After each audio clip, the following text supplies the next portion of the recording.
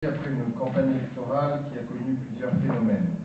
Nous déplorons la forte tension qui marque à sa manière le fossé qui existe entre la population et les élus. Il faut dire aussi qu'une campagne de communication nationale a été organisée par les services du gouvernement dans un débat contradictoire qui a été programmé avant le premier tour de cette élection. Nous tous ici rassemblés savons pourtant l'importance du Conseil général pour la vie quotidienne de nos concitoyennes et de nos concitoyens.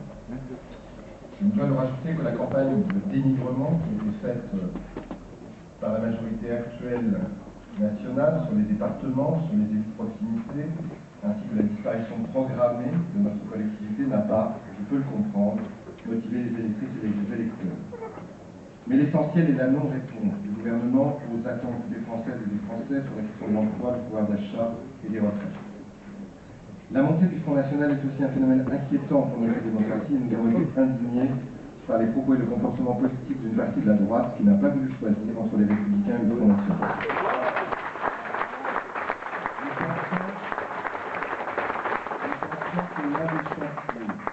Qui attend la gauche dès 2012 et de remettre sur l'ouvrage une réforme des collectivités locales qui leur permette d'exercer toutes leurs compétences avec les moyens afférents, de garder la compétence générale ainsi que leur autonomie fiscale.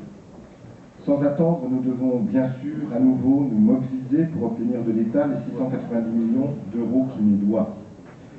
Nous n'acceptons pas que les collectivités locales servent de variable d'ajustement de la réduction des déficits publics, comme le confirme le gel par le gouvernement des dotations de l'État. Nous sommes suffisamment battus pendant des années pour obtenir que les collectivités territoriales soient adultes. Nous n'acceptons pas, après l'étranglement financier, d'être mis sous tutelle.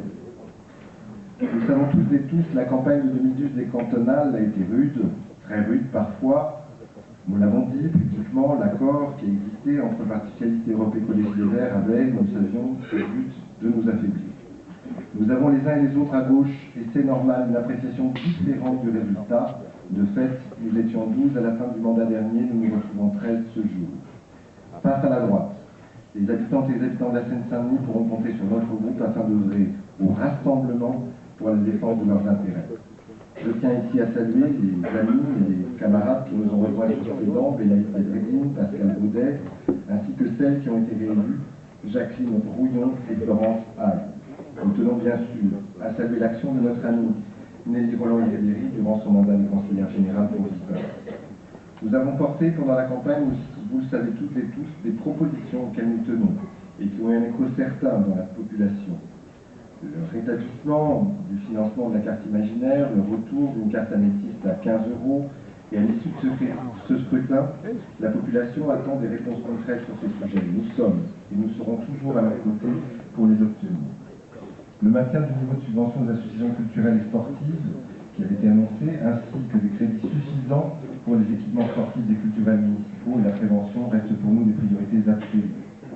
Nous nous battrons aussi bien sûr pour que partout on n'applique pas le surloyer, y compris pour le péage 93. Nous espérons que ces élections passées nous sauront retrouver une volonté plus affirmée de travailler ensemble dans la majorité à égalité de droits et de responsabilités. Nous continuons de penser que la gauche a besoin d'échanger dans sa diversité. Je le disais au cours de la dernière séance avant le renouvellement, il n'y a pas qu'un chemin à gauche. Mais ce qui est certain, c'est que sur des choix politiques réellement de gauche, que nous pourrons construire un avenir pour ce département qui prenne en compte les besoins et les intérêts des habitants et des habitants. Nous n'aurons de cesse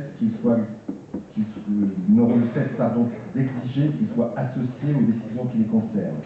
C'est sur ce contrat de confiance avec la population que nous pourrons construire une alternative crédible. Parce que nous ne désespérerons jamais de convaincre toute la gauche de la justesse de nos propositions au service de la population que j'ai citées précédemment, que pour notre part, nous voterons Claude Barthelon.